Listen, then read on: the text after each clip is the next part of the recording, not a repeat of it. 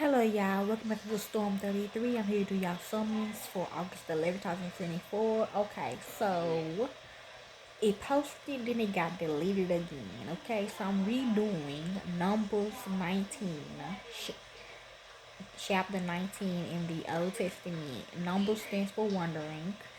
I'm just gonna read it to you, but before I read it to you, I'm just gonna tell you what it kind of about. Okay, it's about when the Most High and God, aka Clive, told me to go ahead and shoot Gina.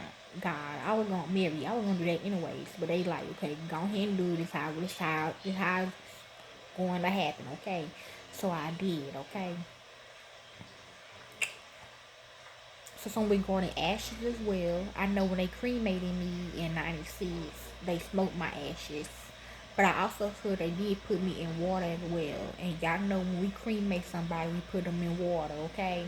We over the beach and stuff like that, okay? And I did my grandma like that on my son island, 23 Island. So some regarding cleansing and uncleansing. And Mary, aka Gina, is the red heifer, okay? That she is targeted, okay? Basically what the chapter was saying. And she wanna know why all this stuff was happening to her. She had little meltdowns and her breakdowns. That's because that's why, okay? So I'm gonna go ahead and read it to you, huh? Okay. In the description box for more information. The Lord spoke to Moses and to Aaron, saying, This is the statute of the law which the Lord has commanded. Tell the children of Israel to bring you a red heifer without spots, in which is no defect, and which was never yoked. See, never born.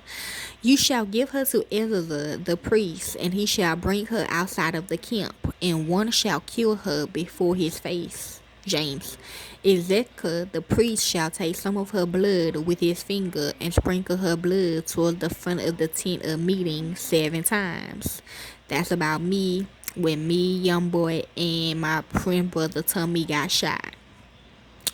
One shall burn the heifer in his sight.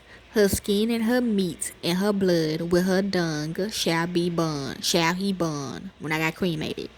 The priest shall take cedar wood, hyssop, and scarlet, and cast it into the middle of the burning of the heifer. Then the priest shall wash his clothes, and he shall bathe his flesh in blood, and afterwards he shall come into the camp, and the priest shall be unclean until the evening.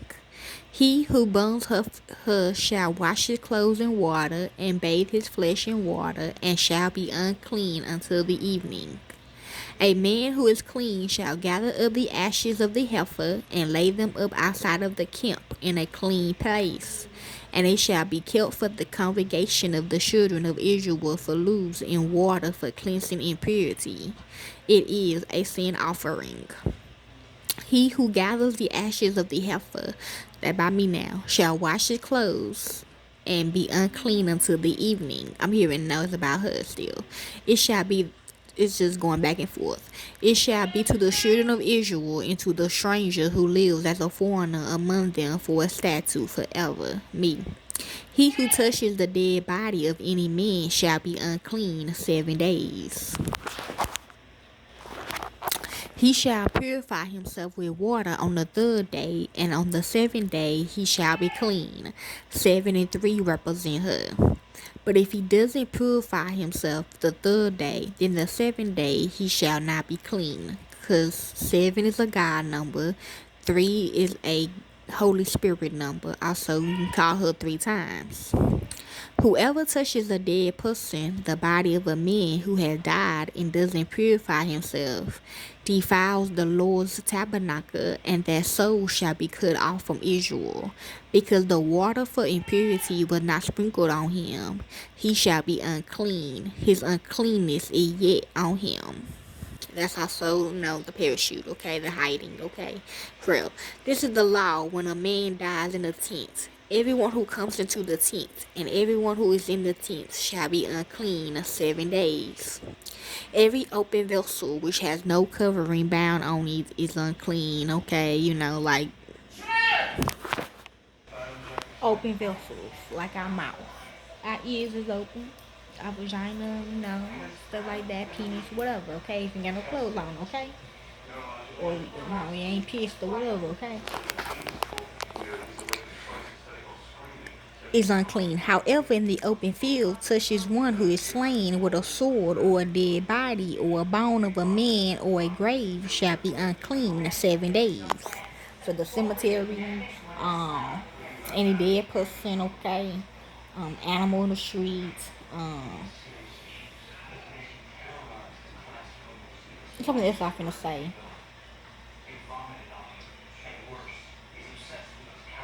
Oh, tag. Okay, that what tag is. For the unclean, they shall take of the ashes of the burning of the sin offering, and running water shall be poured on them in a vessel.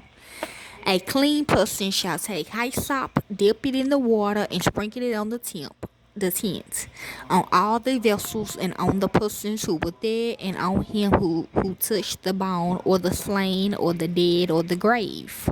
The clean person shall sprinkle on the unclean on the 3rd day, and on the seventh day he shall purify him. He shall wash his clothes and bathe himself in water, and shall be clean at evening. But the man who shall be unclean and shall not purify himself, that soul shall be cut off from among the assembly.